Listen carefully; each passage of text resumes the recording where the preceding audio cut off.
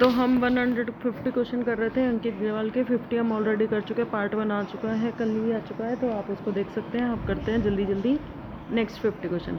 तो जीडीपी को constant price पे अगर एक जीडीपी रहे, ग्रोस डोमेस्टिक प्रोडक्ट, तो उसको क्या कहा जाता है? उसको कहा जाता है जब हम जीडी के अंदर से इन्फ्लेशन, महंगाई का जो प्रभाव हटा देते हैं, उसे हम जीडीपी एट कांस्टेंट प्राइस कहते हैं। Which of the following is included in territory sector? हमारे पास 3 तरह के सेक्टर होते हैं। प्राइमरी सेक्टर जो एग्रीकल्चर से रिलेटेड होता है, सेकेंडरी सेक्टर जो प्राइमरी सेक्टर और इंडस्ट्रीज़ के बीच में होता है, थर्ड होता है हमारा टेरिटरी जिसके अंदर आ जाता है हमारा ट्रांसपोर्ट। ठीक है। Who prepares the national income? अब ग्रोस इनकम कौन बनाता है? हमारा सीएसओ, सेंट्रल स्टैटिस्टिकल ऑर्गेनाइजेशन। लेकिन नेशनल इनकम का डाटा कौन बनाता है? हमारा एनएसओ, नेशनल सांख्यिकी, राष्ट्रीय सांख्यिकी कार्यालय, यानी national statistics organisation. In which year NITI Aayog कब बना था? हमारा नीति आयोग 2015 में बना था।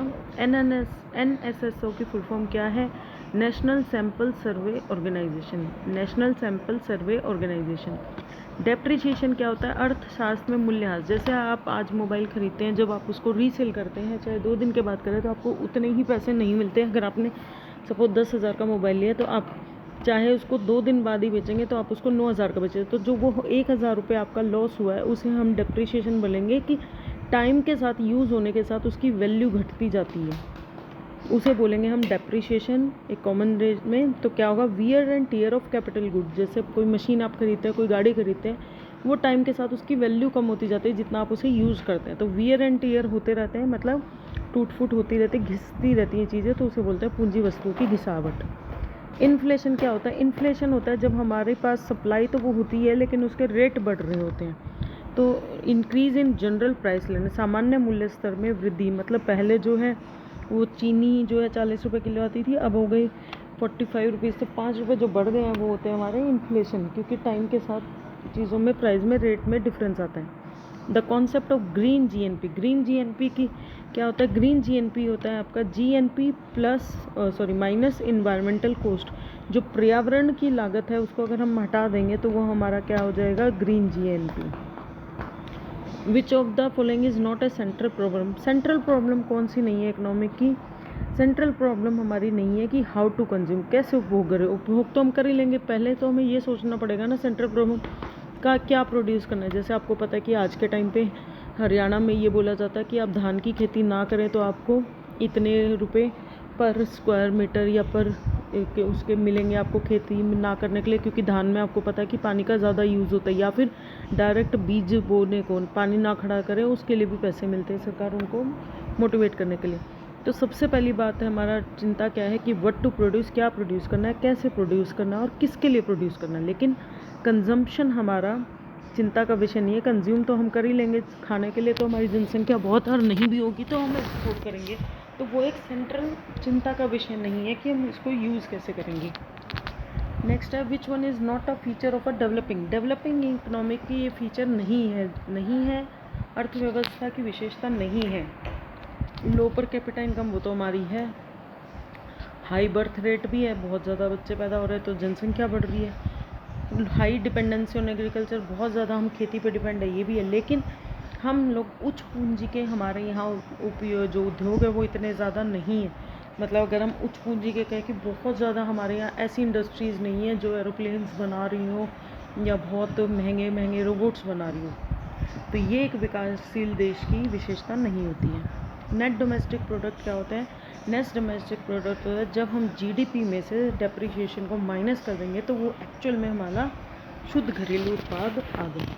ठीक है। Which indicator is use to measure inflation? Inflation को यूज़ करने के लिए हम सीपीआई और डब्ल्यूपीआई दोनों करते हैं। सीपीआई क्या होता है? कंज्यूमर प्रोडक्ट इंडेक्स, और डब्ल्यूपीआई क्या होता है? Wholesaler product index. मतलब कंज्यूमर को कितने रेट में पड़ रहा है और होलसेलर को इकट्ठा सामान लेने में कितना रेट पे पड़ रहा है।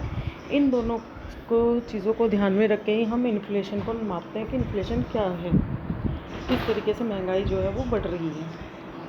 नेक्स्ट है आपका which of these is not included in capital? Capital बनने में इनमें से क्या काम नहीं आता है? मशीनरी से हमारी कैपिटल बनती है, टूल्स से भी बनती है, बिल्डिंग से भी, लेकिन कंजम्पशन गुड से नहीं बनती है कि जो चीज़ें हम उपभोग कर ही लेंगे वो ख़त्म हो ही जाएंगी तो वो हमारी कैपिटल में काउंट नहीं होती। Which is the largest sector in terms of GDP contribution in India. GDP योगदान के अनुसार भारत में सबसे बड़ा क्षेत्र कौन सा है? तो सबसे बड़ा हमारा है कृषि यानी ट्रांसपोर्ट, क्योंकि हमारा जो बहुत ज़्यादा है वो टेरिटरी से ही आता है, जो भी टैक्सेस आता है, क्योंकि एग्रीकल्चर्स में इतना टैक्स नहीं है, इतनी हमारी सेल प्राइस नहीं होती, उसमें हम कम से कम पैसा कमाने की कोशिश करते हैं ताकि ज़्यादा से ज़्यादा अच्छे रेटों पे लोगों को सामान मिल सके।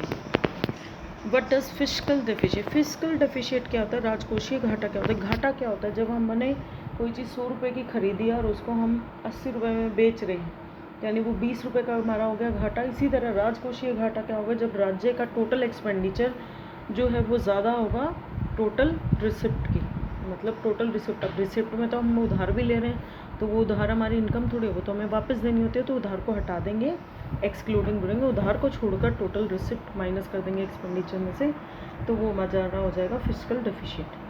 What is the primary function of central bank? Central bank का प्राइमरी फंक्शन क्या होता है?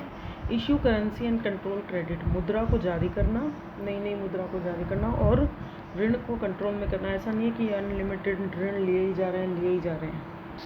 Which among the following is a quantitative tool of monetary policy? Monetary policy निम्नलिखित में से मौद्रिक नीति का मात्रात्मक उपकरण कौन सा है? वो होता है हमारा बैंक का ब्याज दर, कि कितने रुपए से हमारी मॉनेटरी पॉलिसी, मतलब अगर हम बैंक से ब्याज ले रहे हैं तो क्या रेट ऑफ इंटरेस्ट हमारा चल रहा है।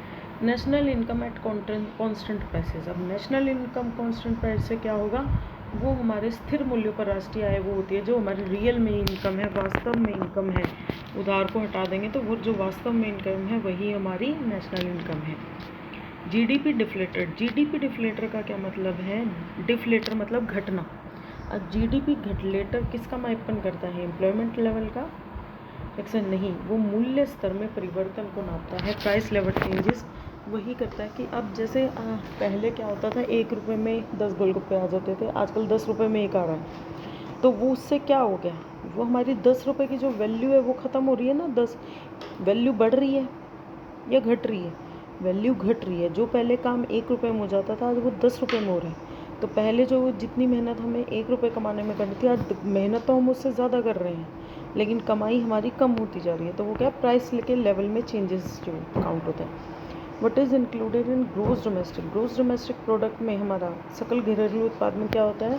सारी चीज़ें होती हैं जो फाइनल गुड्स और सर्विसेज बन गए।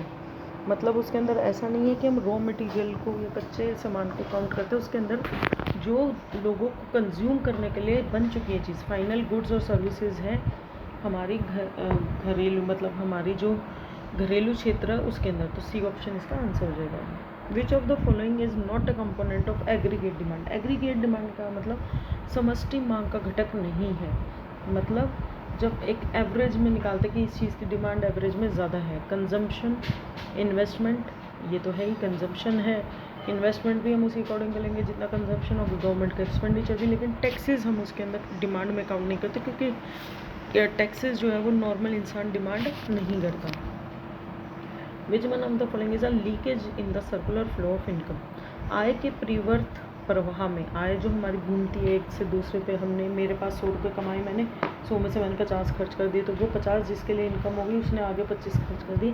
तो उसके अंदर कौन सा एक मतलब वो नहीं घटक लीकेज? लीकेज का वही हुआ ना, मैंने 100 रुपये में से 50 रुपये बचा लिए, तो वो सेविंग है। उसने क्या कर दिया, 100 रुपये उस सर्कल से हट गए ना। अब मैंने खर्चे तो 50 ही, वो 50 आगे गए हैं, लेकिन वो 50 जो मेरे पास रखे गए वो उस चेन से हट गए हैं। वो हट गया तो वो कौन सा हो गए? सेविंग्स, बचत है, वो उस सर्कल से हट गए हैं। इफ़ एक्सपोर्ट, जब हम बहुत ज़्यादा एक्सपोर्ट करें, निर्यात करें लेकिन आयात कम करें, तो हमारा बैलेंस ऑफ ट्रेड क्या हो जाएगा?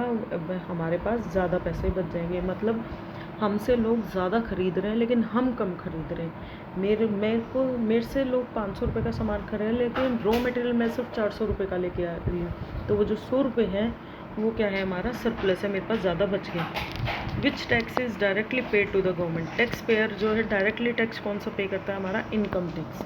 क्योंकि GST वगैरह में क्या होता है, इनडायरेक्टली हम पे नहीं करते हैं, इसमें परचेज़र पे करता है सेलर को, सेलर पे करता है आगे गवर्नमेंट को। तो डायरेक्ट जो है वो हमारा इनकम टैक्स ही जाता है।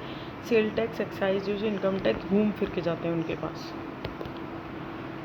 Full form of GST, goods and services tax. ये आपको याद होना चाहिए। जीएसटी की फुल फॉर्म है गुड्स एंड सर्विसेज टैक्स, वस्तु एंड सेवा कर। टेरिटरी सेक्टर कौन सा होता है हमारा? टेरिटरी सेक्टर होता है ट्रांसपोर्ट या सर्विसेज। ट्रांसपोर्ट एंड सर्विसेज हमारा टेरिटरी सेक्टर होता है। तृतीयक कहते हैं। गरीबी हटाओ जो है वो कौन सा 5 ईयर प्लान में आया था? वो आया था आपका 5th में। कौन से में आया था? 5th 5 ईयर प्लान का जो मेन मोटिव क्या था? गरीबी हटाओ। इनमें से डेवलपिंग जो भारत जैसे विकासशील अर्थव्यवस्था की विशेषता नहीं है, ये हमारा पहले भी आ चुका है। हाई इंडस्ट्रियलाइजेशन, मतलब बहुत ज़्यादा औद्योगिकीकरण वहाँ पर नहीं होगा, क्योंकि जहाँ पर हाई औद्योगिकीकरण हो जाएगा वो तो डेवलप्ड कंट्रीज़ हो ही जाएगी अपने आप। इन्फ्लेशन का क्या मतलब है? जब कॉन्टीन्यूस हमारा प्राइस मूल्य स्तर में निरंतर वृद्धि होती जा रहा है, निरंतर हमारा प्राइस लेवल है वो बढ़ता ही जा रहा है, वो क्या हो जाएगा? इन्फ्लेशन हो जाएगा। ह्यूमन डेवलपमेंट इंडेक्स क्या होता है? ह्यूमन डेवलपमेंट इंडेक्स कौन पब्लिश करता है? हमारा संयुक्त राष्ट्र विकास कार्यक्रम करता है। Union national developing programme, developer programme हो जाएगा यूएनडीपी। ये हमारा करता है, क्या करता है? पब्लिश करता है ह्यूमन डेवलपमेंट इंडेक्स की कितना इंसान कितना डेवलप हो चुका है। विच plan was terminated bye 1 year before it scheduled and. जैसे हमारे 5 साल के प्लान होते हैं, लेकिन ऐसा कौन सा प्लान था जो 4 साल में ही ख़त्म हो गया था? वो था हमारा 5th पंचवर्षीय योजना है, जो आपकी पंचवर्षीय योजना है। 5th प्लान जो है वो 4 साल में ही ख़त्म हो गया था हमारा। द टर्म ग्रीन रेवोल्यूशन किससे मतलब है? वो हमारा करता है एग्रीकल्चरल डेवलपमेंट से, मतलब कृषि के विकास से क्या करता है? मतलब ग्रीन रेवोल्यूशन, हरित क्रांति, जिसमें हमने कहा था हम ज़्यादा से ज़्यादा फसलों पर काम करेंगे। The unemployment which occurs due to mismatch of skill. Unemployment, जब हमारी स्किल, मतलब मैं अगर कोई पीएचडी होल्डर है और उसको हम पीएन बना रहे हैं तो उसको हम क्या बोलेंगे? हमारी संरचनात्मक बेरोजगारी। वैसे तो ये डिस्गाइज भी आएगी क्योंकि वो छुपी बेरोजगारी हो जाएगी, लेकिन हमने उसको ढंग से पोस्ट नहीं दी है, तो ये आपके स्ट्रक्चर में भी आ जाएगी। In India which organisation publishes employment data. Employment का डाटा कौन पब्लिश करता है? हमारा ministry of labour and employment, श्रम एंड रोजगार मंत्रालय। Who was the first chairman of planning commission. सबसे पहली जो प्लानिंग कमीशन थी उसके कौन बने थे? जवाहरलाल नेहरू थे उसके प्रेजेंट। नीति आयोग कब बना था? 2015 में। Which is a major source of revenue. Government सरकार के लिए सबसे बड़ा राजस्व का प्रमुख स्रोत कौन सा है? वो है हमारे टैक्सेस। सरकार की सबसे बड़ी इनकम का स्रोत टैक्सेस ही है, क्योंकि वो कर लेता है। The concept of minimum support price. Minimum support price किसको दिया जाता है? वो हमारा किसान को दिया जाता है कि आपकी खेती का इतना रुपये तो आपको मिलेगा ही मिलेगा, ये सरकार तय करती है। Self employment is mostly self employment कहाँ मिलती है? ज़्यादातर अनऑर्गेनाइज सेक्टर में मिलती है, मतलब जिसमें थोड़ा बहुत प्राइवेट भी है और गवर्नमेंट भी है।